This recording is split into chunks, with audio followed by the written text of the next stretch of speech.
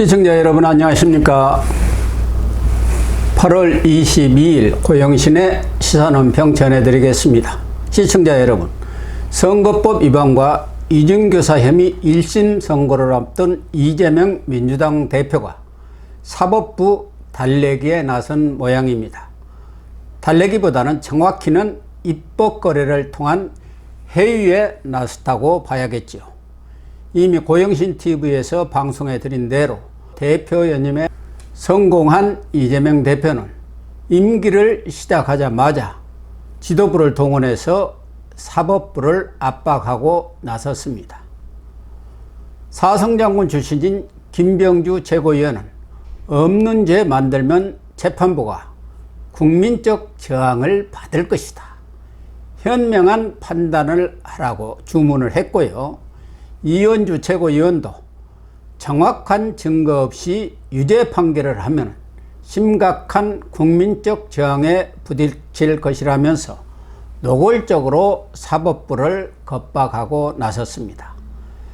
지금 이재명은 죄가 없는 것이 아니라 7개 범죄, 11개 혐의로 4개의 재판을 받고 있습니다. 죄가 차고 넘칠 지경인데 사법부가 구태여 없는 죄를 만들 까닭이 없지 않겠습니까? 사법부에 대해서 알아서 기어달라는 협박이나 다름이 없습니다.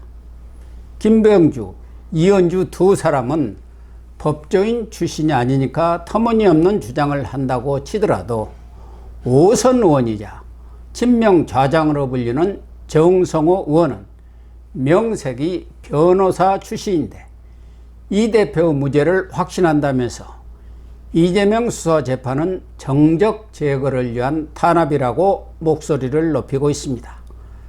재판 결과를 알만한 사람이 이러고 나선 것은 1심 판결을 앞둔 재판부에 유형무형의 압력을 가해 보겠다는 계산이 깔려 있다고 밖에 달리 해석할 길이 없습니다.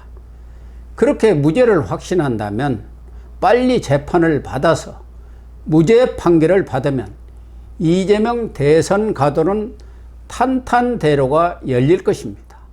그런데도 온갖 수단 방법을 동원해서 재판 지연전을 펴는 것은 변호사인 이 대표 스스로도 유죄가 확실하다고 판단하기 때문에 2027년 대선 전에 대법원에서 유죄 판결이 나오지 않도록 어떻게든 시간을 끌어보겠다는 꼼수라는 것은 이제 삼척동자도 알만한 일이 되었습니다. 이처럼 사법부를 겁박하던 민주당이 이번에는 당 소속 법사위원들을 동원해서 갑자기 사법부 수건 사업이든 판사 임용 완화법을 발의하고 나섰습니다.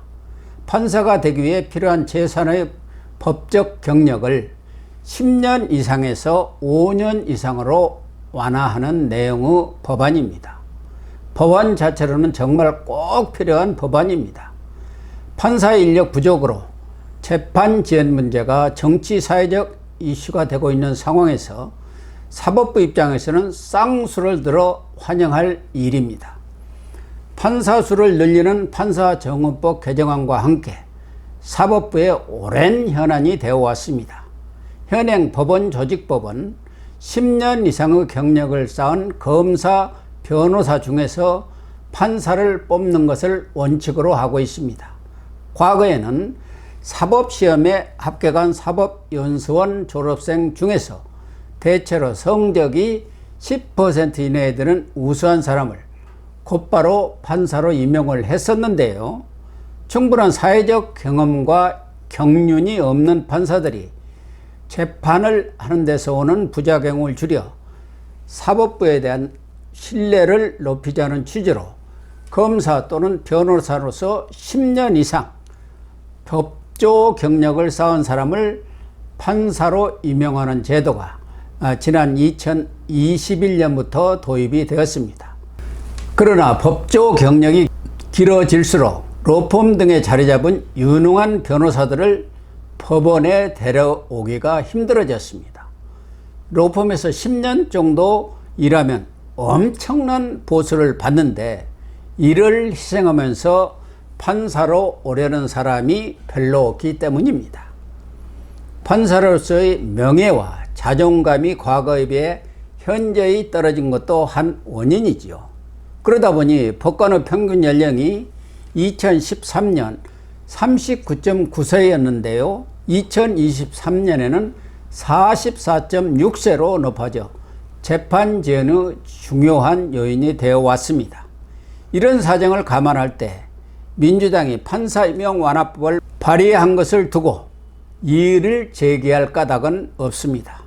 우리나라 전체 판사 수는 현재 3,100여 명으로 판사 한 명당 담당 사건이 454건으로 독일의 5배, 일본의 3배가 되고 있는 현실입니다.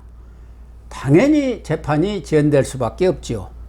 판사 임명을 좀 더 쉽게 하는 법안을 발의한 것은 이재명 방탄용 정쟁에만 골몰하고 있는 거대 야당이 모처럼 할 일을 한 것이라고 칭찬을 받을 일이 아닐 수 없습니다. 문제는 발의 시점입니다.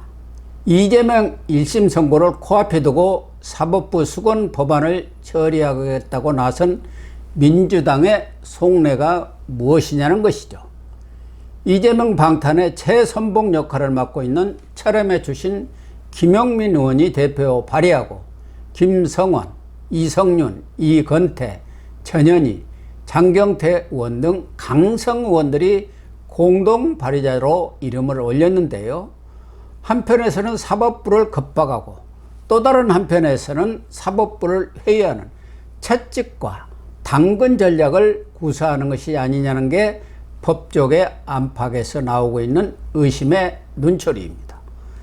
정치권에서도 이 대표가 재판을 앞두고 사법부와 관계 개선을 노리는 것 아니냐는 분석이 나오고 있습니다. 3년 전에도 비슷한 내용의 법안이 국회 본회의까지 올라왔지만 민주당의 반대로 무산되었습니다. 이번에 법안을 발의한 김용민 의원도 반대표를 던졌습니다. 그런데 갑자기 이재명 1심 선고를 앞두고 부랴부랴 같은 법안을 재발의하고 나선 속셈을 순수하게 판사수 부족으로 인한 재판 지연을 해소하게 한 취지라고 선의로만 해석해야 할지 의문입니다.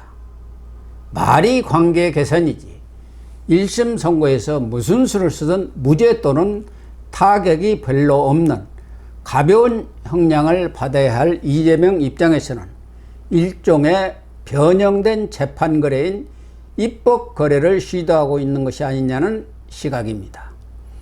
얼마 전 윤석열 찍어내기 감찰 의혹 사건으로 공수처의 수사를 받고 있는 이성윤 민주당 의원과 박은정 조국 혁신당 의원이 공수처 조직 확대 법안을 공동 발의해서 뒷거래를 하는 것이 아니냐는 비판을 받기도 했습니다.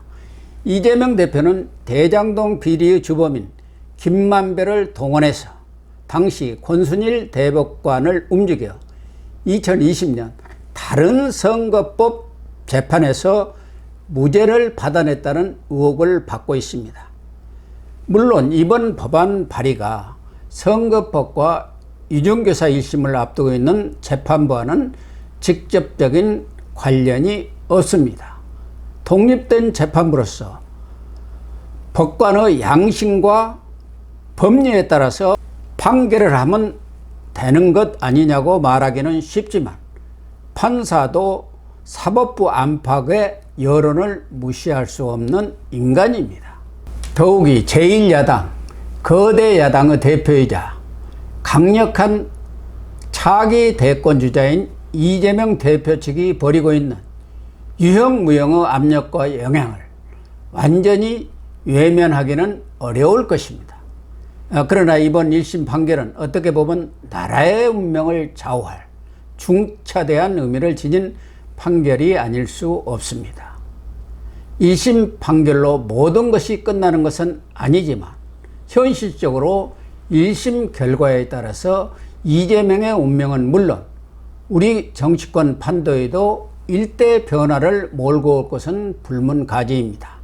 선거법 재판을 맡은 한성진 부장판사, 위증교사 재판을 맡은 김동현 부장판사, 제발 어떤 외압에도 흔들리지 말고 법과 양심에 따라 제대로 된 판결을 내려주길 간곡히 기원하고 응원하겠습니다. 시청자 여러분, 방송 마치겠습니다. 시청해 주셔서 감사합니다.